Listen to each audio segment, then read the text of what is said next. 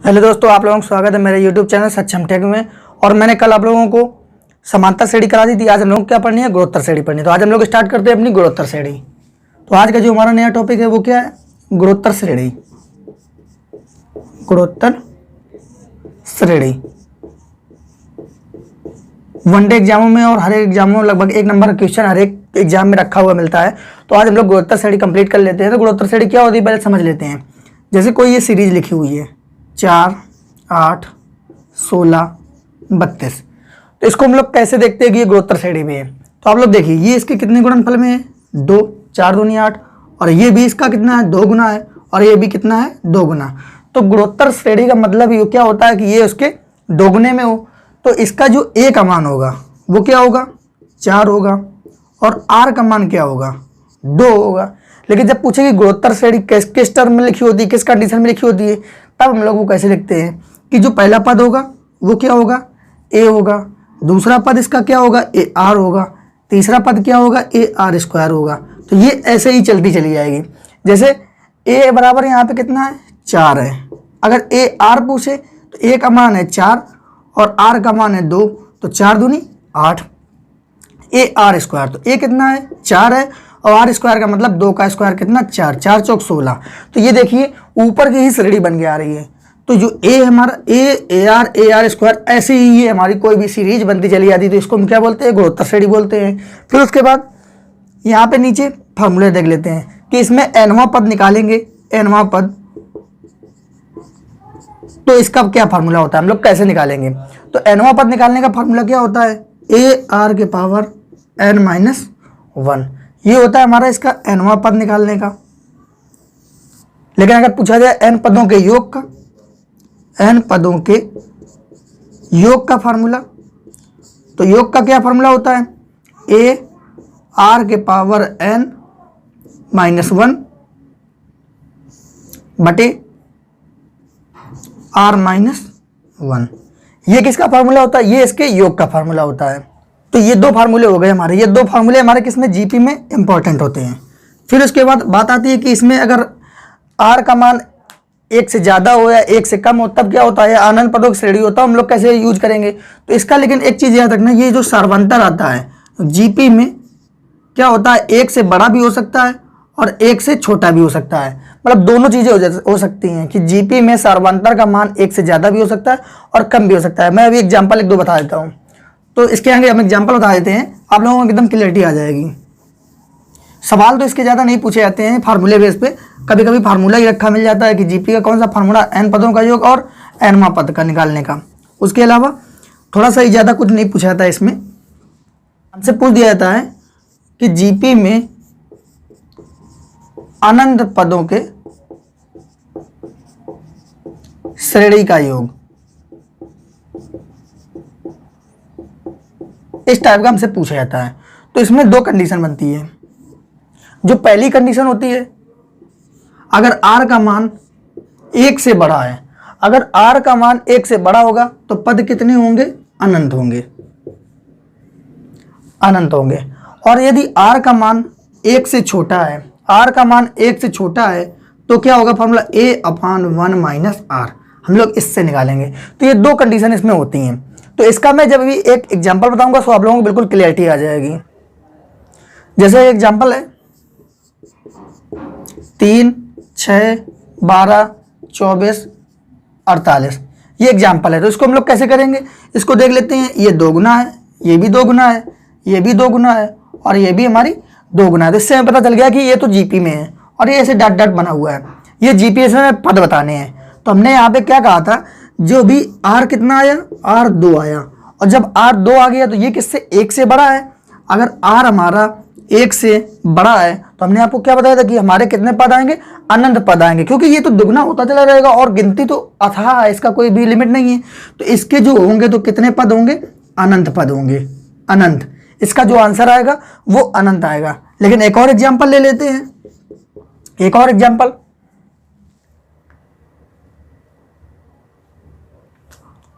एक और एग्जाम्पल क्या है, 3 प्लस का 3/2 प्लस का 3/4 प्लस का 3/8 और ये डॉट डॉट हमारा दिया हुआ है। और ये हमारा कहाँ तक दिया हुआ है, अनंत तक दिया हुआ है, जैसे ये हमारी अनंत तक श्रेणी दी हुई थी। फिर इसमें हम लोग आर कैसे निकालेंगे, आर क्या करते हैं, इसको देखते हैं कि ये कितने गुना हुआ है। तो जो आर का मान आएगा वो कितना आएगा, ये देखते हैं कितने गुना हुआ है। तो आर का मान कितना आ गया, 1/2 आ गया। इसको निकालते कैसे हैं, 3/2 लिखा हुआ है और जो पहला पद है उससे डिवाइड कर देते हैं। तो जब डिवाइड करेंगे तो इससे ये कट जाएगा, तो ये कितना आ जाएगा, 1/2। तो ये आर हमारा 1/2 आया। इसमें भी गुणा करेंगे, ये भी 1/2, इसमें भी आएंगे तो 1/2। तो इससे हमें पता चल गया कि ये क्या है, ये सब इसके 1/2 गुणा में लिखे हुए हैं। तो इसका मतलब ये तो हो गया कि जीपी में हो गया। अब हमें इसका चाहिए कि इसमें कितने पद हैं, तो हम लोग इसको कैसे निकालेंगे। आपको पहले भी बताया था मैंने कि इसमें देखा हमने कि 1/2 जो 1 से कम होता है, तो यहाँ पे जो आर है वो क्या है, 1 से कम है। जब 1 से कम है तो आप लोगों को फार्मूला बताया था a/1 - r। तो a की वैल्यू कितनी है हमारी, a की वैल्यू 3, 1 - r कितना है, 1/2। 2 एकम 2, 2 में 1 गए 1/2, तो आएगा कितना, 3/1/2। इसका जब गुणा हो जाएगा तो आंसर हमारा कितना आ जाएगा, 6। और यही हमारा आंसर होगा। अगर आप लोग नीचे ना दिख रहा हो तो यहाँ पे देख लेना कि जब 3/1/2 करेंगे तो ये हमारा कितना, 6 आ जाएगा। तो इस तरीके से हमने दोनों एग्जाम्पल बता दिए। पहला एग्जाम्पल क्या, आर का मान 1 से ज़्यादा है तो पद कितने, अनंत आ गए। जो इसका अनंत आ जाएंगे, आगे कितना भी पूछा जाए आगे इसके 2 गुना करते जाइए, आप बहुत दूर तक चले जाएंगे, आपकी गिनती ही नहीं रहेगी। लेकिन अगर आर का मान 1 से अधिक है, 1 से कम है, तो हम लोग इस पर पद बता सकते हैं कितने होंगे, 6 होंगे। तो इस तरीके से हम लोग इसको निकालेंगे। फिर उसके बाद आगे हम लोग कुछ सवाल देख लेते हैं जो इसमें पूछे गए हैं। अभी तक हर एक एग्जाम में इस टाइप के सवाल बहुत पूछे गए हैं, तो हर एक टाइप का एक सवाल करा देता हूँ, आप लोगों को बहुत आसानी से क्लियर हो जाएगा कि जो टाइप है, सवाल तो अलग होते हैं, फार्मूले अलग होते हैं। लोग फार्मूले याद कर लेते हैं, बस उनको सोचते हैं जीपी तैयार हो गया। अभी देखना एक सवाल आ रहा है स्क्रीन पे और आप लोग खुद बताओगे कि ये सवाल कैसा है, कि क्या पूछा गया होगा, क्या ये जीपी का है। तो आप लोग देख रहे होंगे, क्वेश्चन है क्या, यदि किसी गेंद को 500 मीटर की ऊंचाई से जमीन पर फेंका जाता है तो गेंद अपने हर आखिरी उछाल के 4/5 गुना उछलती है। गेंद के रुकने तक कुल दूरी ज्ञात कीजिए। कुल दूरी बतानी है। तो इस क्वेश्चन को लगाने की एक ट्रिक होती है, मैं ट्रिक आप लोगों को बता देता हूँ। ट्रिक हमारी क्या है, ये d बराबर 2h/1 - r माइनस का h, ये हमारी ट्रिक है।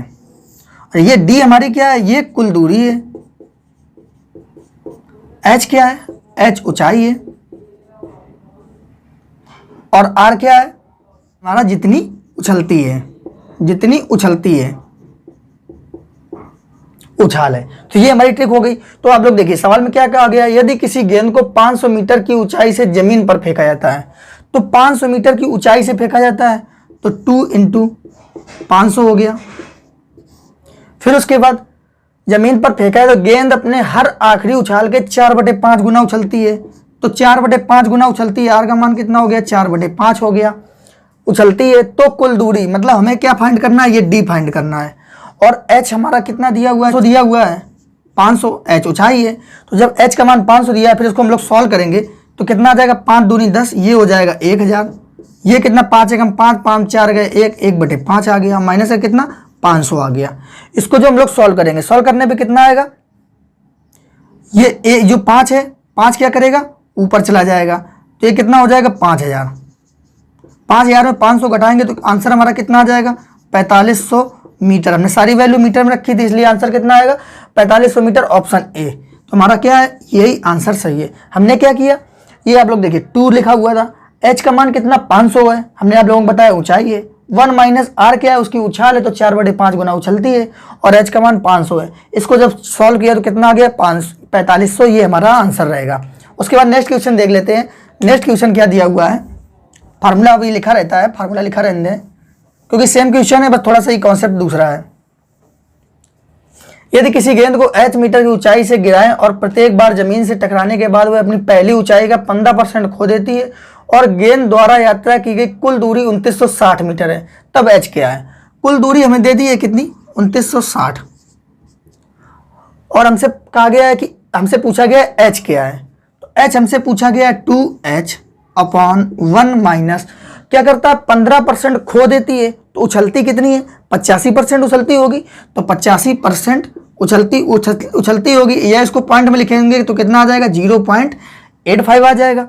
तो यहाँ पे हम लोग 0.85 लिख लो, या इसी को सॉल्व करके कितना आ जाएगा 5 से 17 बार में, 5 से 20 बार में कितना आ जाएगा 17/20 उछलती है, इतना दिया हुआ है। और माइनस का यहाँ पे क्या आ जाएगा h आ जाएगा। बस हमें कुछ भी नहीं करना, जितना दिया है उतना ही करना है। तो इसको हम लोग क्या करेंगे 2960 लिख लेंगे और इसको सॉल्व करेंगे 20 एकम 20, 17 चला गया कितना 3/20, तो 2h/3/20 माइनस का कितना आ जाएगा h और h आ जाएगा।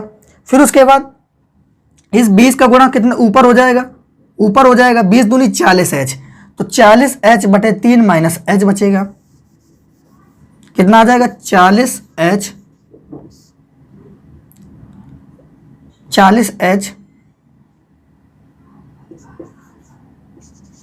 40h/3 माइनस h बचेगा। फिर 3 का इसमें मल्टीप्लाई करेंगे तो कितने बार में 3h, 40 में 3 जाएगा 37h, 37h/3 तो कितना आ जाएगा 2960 बराबर 37h/3, इतना आ जाएगा।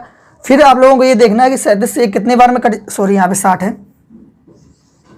तो 8 7 56, 8 3 24, 5 29, ये इससे कितने बार में कट जाएगा 80 बार में कट जाएगा। तो h का मान कितना आ जाएगा 240, h का मान कितना आ गया 240 मीटर। और हमारा ऑप्शन नंबर ए हमारा सही है। हमें सिर्फ इसमें कैलकुलेशन करना था, सेम फार्मूले से हमारा आसानी से हो गया।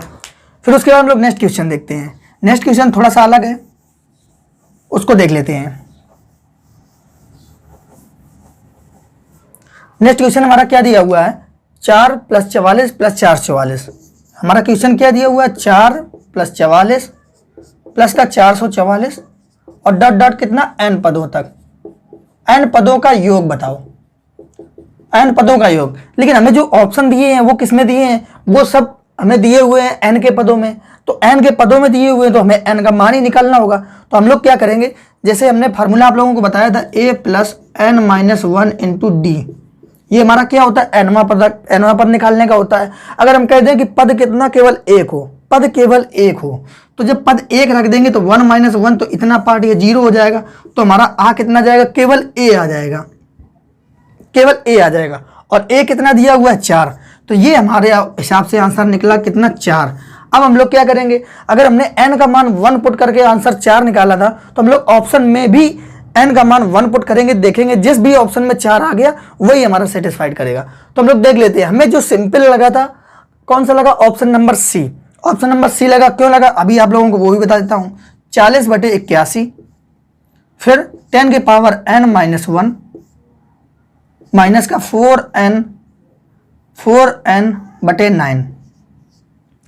आंसर हमारा 4, मतलब हमें पूर्णांक में लाना है। नीचे में ये प्राइम नंबर दिया हुआ है, तो n की कोई ऐसी वैल्यू रही होगी जिससे ये पूरा का पूरा कट गया होगा, लेकिन हमने तो n 1 माना है। अगर हमने n यहाँ पे 1 माना है तो ये जो 9 नीचे बचा है, ये 9 कैसे खत्म होगा, जब नीचे भी 9 आए और ये आसानी से माइनस हो जाए और 9 से ऊपर वाली संख्या कट जाए, तभी ऐसा पॉसिबल होगा।